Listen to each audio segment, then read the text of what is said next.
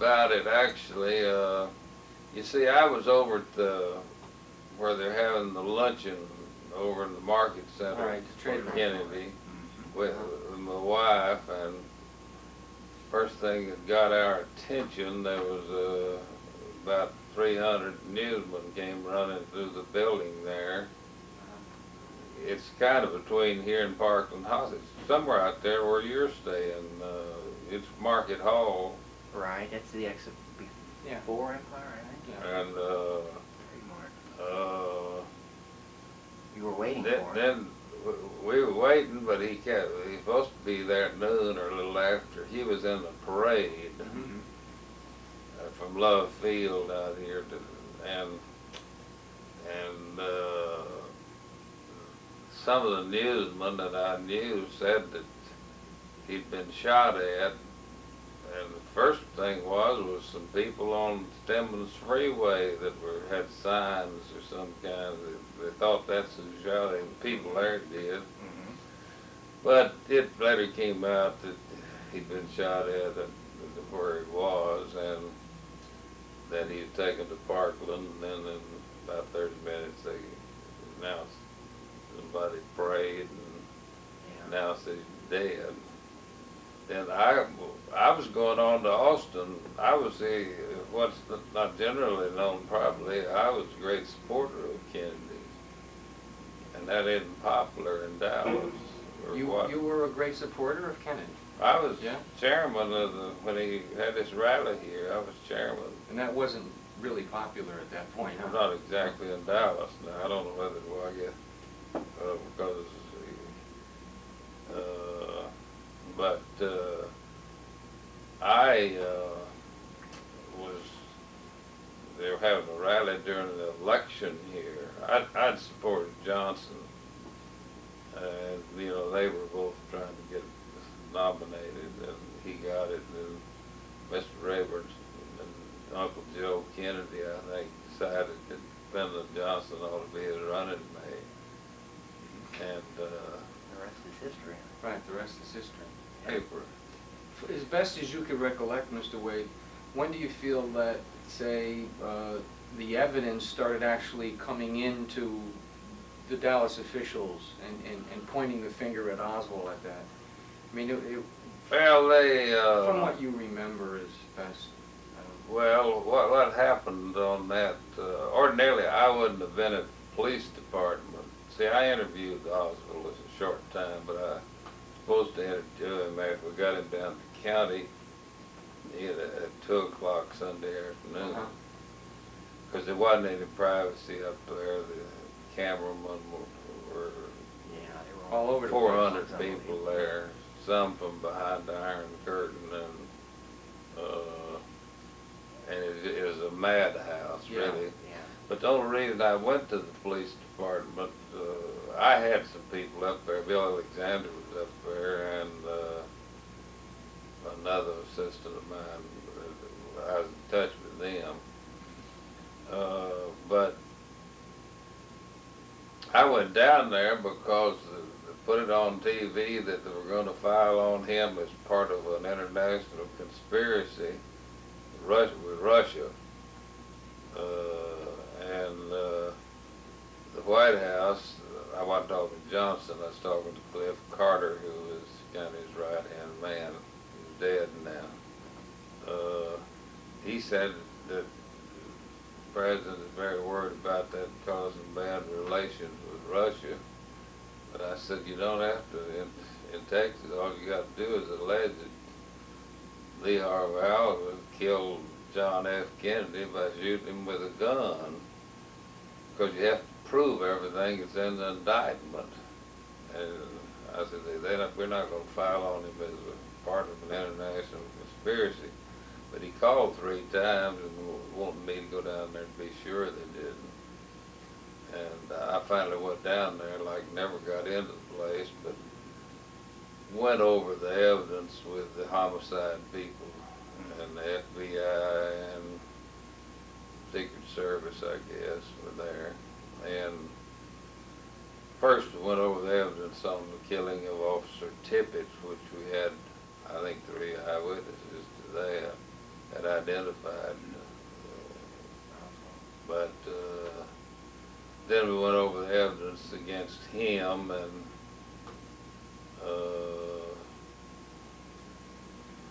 at that time everything was the voice. Hadn't anybody written any formal review of what evidence they had, but we were talking to people, and they at that time had Day, I think, told you, he had a palm print on the gun that matched, although I don't think that is later confirmed by the FBI in Washington. They flew the gun to Washington that night. Is it true that he had a palm print and then they had to turn over the gun to the FBI before he could, do you know if it was before he could get the palm print, and then the FBI had the material for a week or so, and then the Dallas police got it back? Well, I don't know all that for sure what happened on it. They just told me we had a palm print that's been identified off of him, but they found out sometime Saturday, I think, that it had been purchased in Chicago by mail order from Sears or Fields or somebody up there. But Mr. Wade, you had been aware, or you were told by someone yourself, obviously, that the Dallas police had a palm print, not a week later, but actually within that night, right? Yeah. But they also... And of course, then they flew that night. They flew the weapon to Washington. Yeah, and they had an FBI agent take it to Washington, Right. Vince Drain, Vince who's Drain. around town now. Exactly. And he's still, they had it back on Saturday night, though. The print got rubbed off, or I never did see a FBI report whether they identified it or not. No, according to the FBI, is that we cannot find this print that we understand is there. We can't find it. It But probably was messed up and taken it off. It could very easy, you know, and lifted it. Right. And of course, that's where all the hassle came in. That's where... now would have, But there wasn't any question, you know. There was no question in your mind that you, the Dallas people, had a palm print. Yeah, well, what I'm getting at, you didn't necessarily need a palm print. You had him buying the gun. Right. You had it out there, and you had his wife saying that he carried it with him that Right. morning. And they found it down here Right. and he was seen coming down the stairs. right. So if it would have went to trial, it wouldn't have hurt the evidence as such because of the... He had too much other evidence that he had possession of Okay. the gun, and that he bought it under the name of Hidell or Yeah. something like that. Had you, just your professional opinion, had it gone to trial, of course this is, hypothetical because he was killed. The evidence that you folks had on Oswald, the one piece that we were just talking about, the palm print, right? In your estimation, do you feel that that would have been something best left out of the evidence? Oh, we'd probably put it in if I think Day was willing to testify Yeah. that he found the print on the thing. I think I even talked to him that night, I'm not sure. Right. I mean, as far as Day as Mr. Day said, I lifted a print at 9:30, blah, blah, blah, and, you know, he's absolutely confirms that. Yeah, we've used his testimony. See, the FBI would have, when you worry about that, you worry about whether somebody's going to contradict it, but the FBI couldn't contradict it. They say they just didn't find it, you know. Right, that's all they said, right. Yeah. They say we didn't find it. And they couldn't say what Day had already done Right, to it. right. Right. But you know, what people forget is 5 people, you know, identified Oswald up there in the window from the ground. Not only a man there, but one man, and one of the five didn't identify him in the lineup, but came in the next day, or you had people identify, you had them, they followed, someone saw him coming down the steps and go into the, Lunchroom. get a Coke or something. Yeah. And then he walked 4 blocks up Commerce Street and caught a bus. The bus driver and somebody on the bus identified him. Then he rode that 2 or 3 blocks and caught a cab. Right. The cab driver identified him. Did you get any conflicting report, Mr. Waiter? Did you hear of any of a police officer that said, or signed an affidavit to Bill Decker's office that he saw Oswald get into another vehicle and travel a different direction? Did you ever hear that story, or? Well, rumor only. Rumor had it that there was a station wagon supposed to pick him up, Right. but That was Roger Craig. none ever showed up, and they can trace him by the time that the bus was up there, and the cab knows what the time that he picked him up. Right. And they know they carried him over there. Right. And the landlady recognized it, and he got another gun, Right. Right. Changed which his- he used to kill, which is the gun that killed Tippit. Tippit.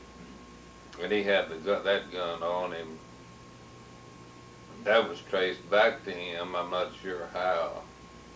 I've heard say, now Well- see, again, I don't know because, I wouldn't know who to talk to verify it, but it's been written or said that the rifle that he used was never tested to see if it had recently been fired. Now, is that anything major as far as at a trial, or in other words, what I'm saying is It would have, but I'm under the impression that it had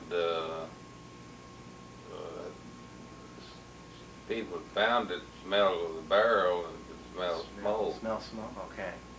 I frankly. And people saw on the ground, saw the fire coming out of the gun. You know, a little fire comes out with the bullet. I think some reporters saw some of the barrel, and 2 or 3 witnesses on the ground saw some of the barrel. Yeah, barrel of the they gun. saw a gun. They couldn't, of course, identify the gun up there, but the gun was found laying right there. Right. And they identified a bullet found on,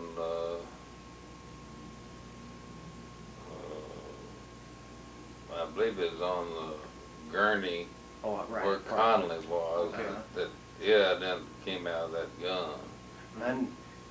Unfortunately, they have discrepancies on that because the guy who found it, his name was Daryl Tomlinson, said that he found it on a stretcher that wasn't. I mean, he could have been mistaken, but you see what I'm saying? There's a lot of They've thrown more conflicting all these years. coal. Well, I talked with the girl, Peggy Vaughn, who was constable over in Oak Cliff, was there, and his wife was the head nurse. I talked with her myself that Friday night, because I went out there to see Conley and his wife. Really his wife. I went to school with both of them. And she said she found it on the gurney that Cotton was on, and she had the bullet in her hand and showed it to me. But see, this is right after the shooting, and I said, you ought to give that to homicide. Yeah. But be sure you trace the chain of command. It was a nurse, you're saying a nurse? The that head worked- nurse there. The head nurse Named found Vaughn. this? And her name was. What was her name? Vaughn, I think, her husband. Okay. I don't know the name. Yeah, all I can think of is Audrey Bell, but that's not. Yeah, I don't know. Well, all I know, she showed me a bullet and said, I took this off. I said, where'd you get it? And she said, I took it off of the gurney that Conley was on. Wow. That don't mean necessarily that bullet is the one that went through Conley. Yeah. You know, they were putting them on gurneys out there. She actually showed it to you? Yeah. Yeah? Said- When was that? Was that, It was 4 o'clock or. On Friday? Friday night, Friday night at 4? yeah. And I told her to give that to homicide where they could trace the, Uh-huh. where she found it. You said they were putting them on gurneys, you meant in reference to, Well, I mean, you bring a bunch Body, yeah. the people are put on gurneys at the scene, but they may be moving them to another to go in the operating room or something. Yeah. And as far as you know, she did hand it over to somebody? And then- I don't, You don't I know. just told her to. She said she would. No. But she showed me a bullet there, and I said, well, you don't have business of that. Homicide ought to have it. Uh-huh.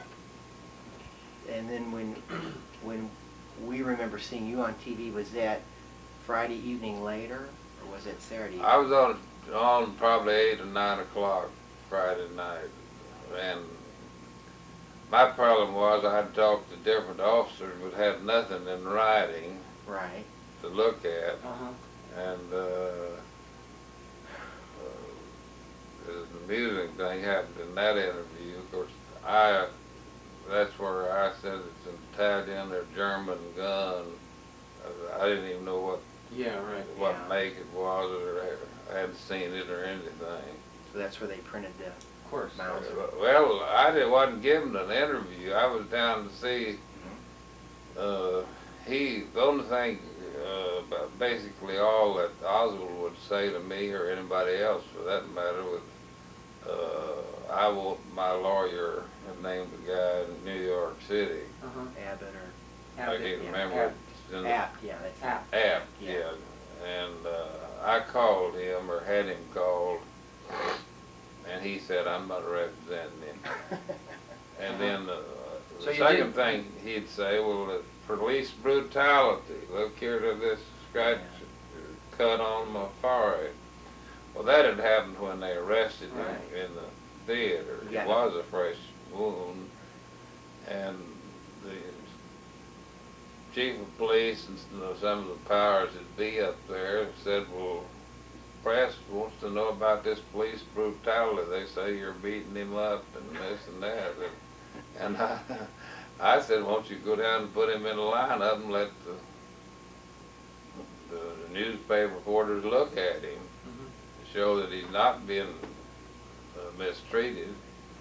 And I was down there, but some of the reporters recognized me and started following me out and asking me questions, and it wasn't a regular interview. It was me trying to get out and talking a little also. But this funny thing happened that I don't know whether you're familiar with. There was Oswald had a whole bunch of pro-Castro literature, both over here and out at Irving, where his wife lived. He's the Oak Cliffs over this way. Yeah. And that's where he was living, or had a room, so this way. Yeah. And that's where he was living, or had a room. And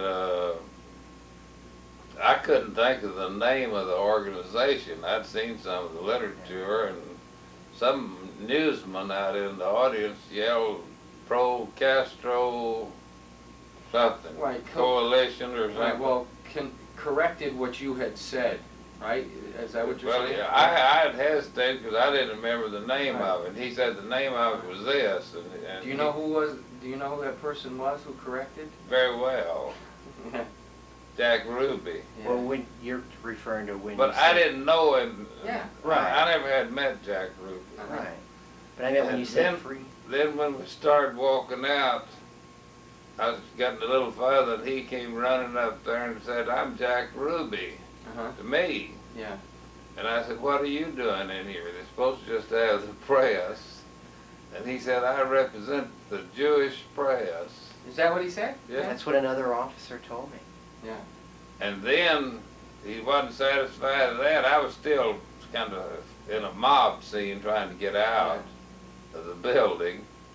Did you know him? I mean, did you know him at all before that? I had no idea. He told me who he was. Now, when he said Jack Ruby, I knew the name of it. All right, okay. I'd heard Jack Ruby's name, but I knew he ran a girly show. Yeah, all right, a girl show. So that was handled by the world press. It was all over the world, you know, for days and days, and until after the Warren Commission closed. It kind of went away a little bit for quite a while. But you do recall, obviously, yourself saying that that we feel that we have enough evidence here that we have our man, or something in that nature. I'm not sure the exact words you have to have what's called a prima facie case before we would take a charge on it. Right, right. Now, what I'm saying is that you did, or not just you, but Dallas and yourself, and you made the statement that you did take a charge that Oswald was guilty. We felt we have the guy, we have enough to show without a doubt or a reasonable doubt that he is the man. Okay. I just would I like. think we had it then, and I think we have it now. Yeah. Okay. All right. But although there have been a bunch of people die. But being a lawyer or a professional person in law yourself, I don't know this, and I'm just asking as a layman, because I know nothing about this. Had Oswald lived, now of course this is hypothetical, but had Oswald had to go to trial, right? Would that statement, would that have hurt his chances, say, of him getting say a Fair jury. unbiased jury? I mean, what I'm just asking. Could you answer that? I don't think it would necessarily. The court, reversed that down there because we didn't change the venue, the Ruby trial. Uh-huh. But I'm pertaining about Oswald. I Yeah. know, but the same thing would have happened there. They'd probably ask for a change of venue, but there's probably no But what is a place venue? I don't even know what that is. Jurisdiction. where you play it, Yeah. where you try the case. Oh, If you try it in okay. Houston or So you're saying they might have asked for a change of location? change of location. But that statement is said in practically all the cases. If we accept a charge, we say we have enough evidence. Okay, all right. We think to convict him. Obviously, or you wouldn't do that. That's right. Right, We wouldn't okay. take it. All right. About now, I talked to Detective Jim Lavelle trying to help me out on this. But anyway, could they have made a big deal about it that while Oswald was interrogated, the total number of hours, that they didn't record it, or I mean, Yeah, again, can we're you- talking 1963. I don't know the Can you say procedure, something but- about that? You know, I mean, No, allegedly. no, they,